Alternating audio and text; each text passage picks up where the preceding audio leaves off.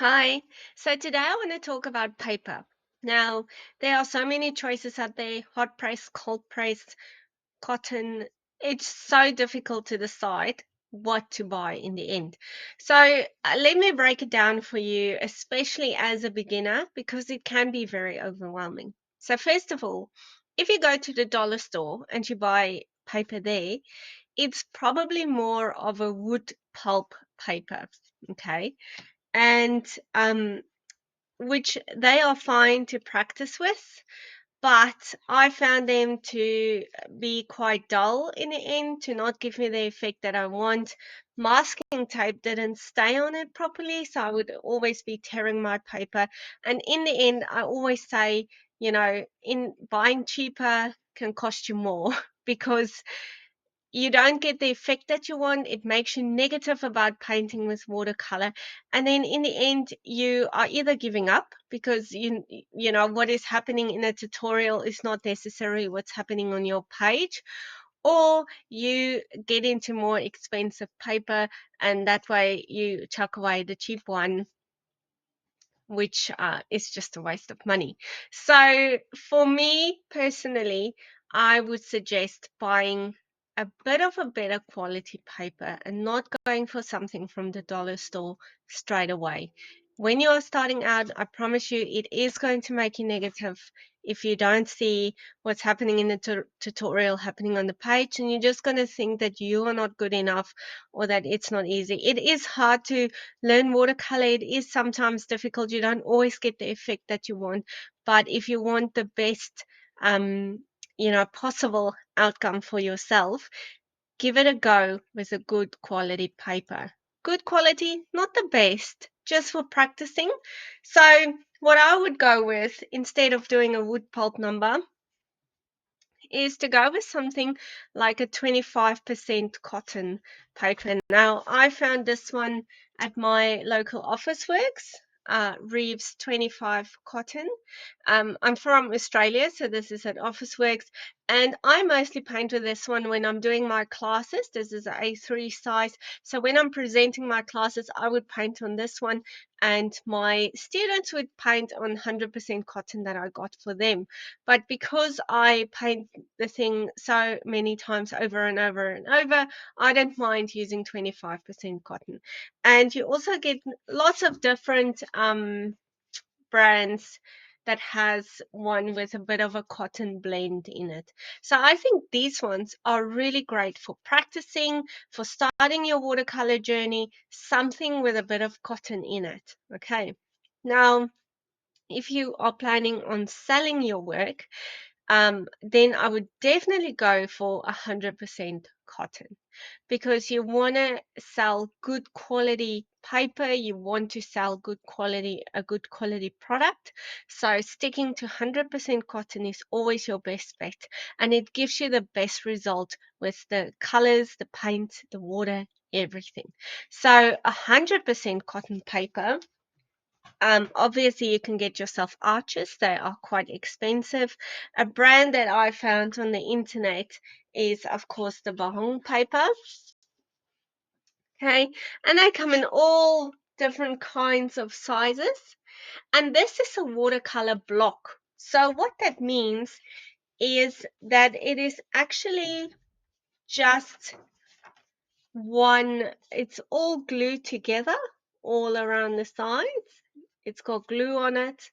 And then it's got a little hole or a little piece that's not glued over here, where you can use something like a palette knife to kind of put it in there just on for one page, and then you can loosen your page like that, like loosen the glue. I'm just not folding it properly at the moment. Okay, so what is great about this is you don't, if you're going to paint with lots of water, lots of wet on wet, you don't need to stretch your paper beforehand. So what does stretching mean? Stretching means if you have a pad like this, is to literally take your page,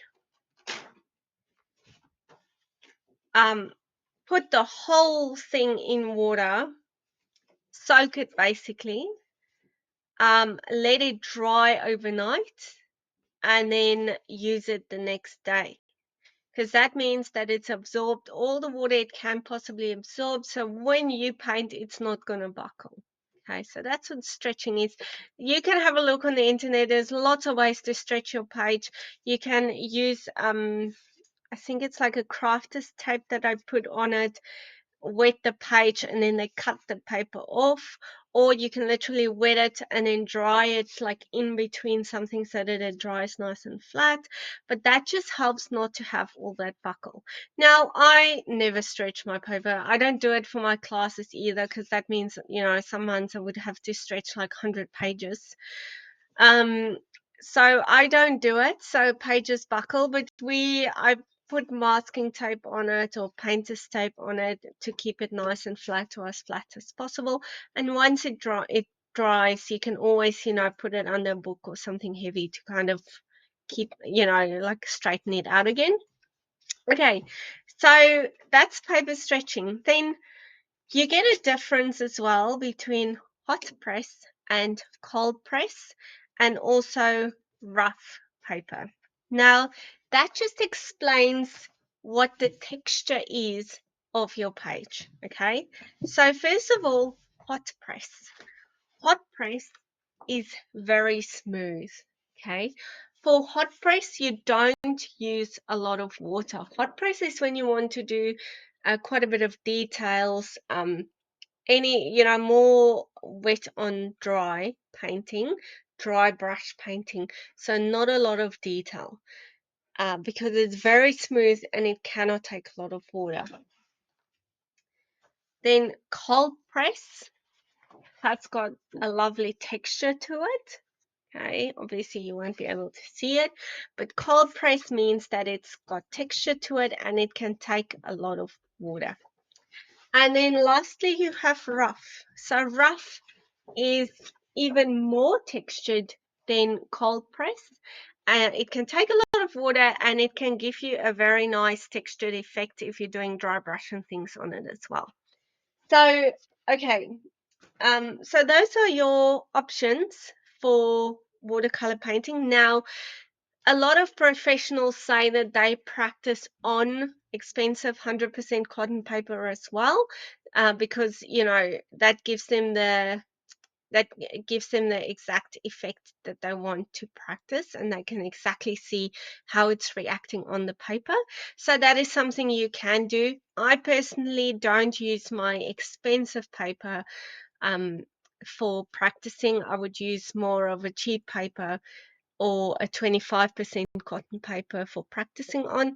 But yeah, so that's just, I mean, if you prefer, some people prefer the wood pulp, that's okay too. I just find it very dull, and it damages when you put masking tape on it, but that's totally up to you. So I think if you're starting this journey, if you want the best result or you are doing a lot of tutorials, get yourself a 100% cotton paper, or at least a cotton blend, like a 25% cotton paper.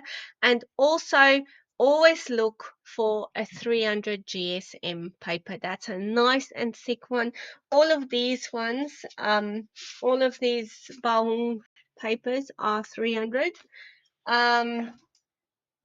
This one that I paint with, the 25% cotton one, is a 200, and this is also a lovely one. It's just not as thick, but I really enjoy this one for practicing on. It's a really good paper.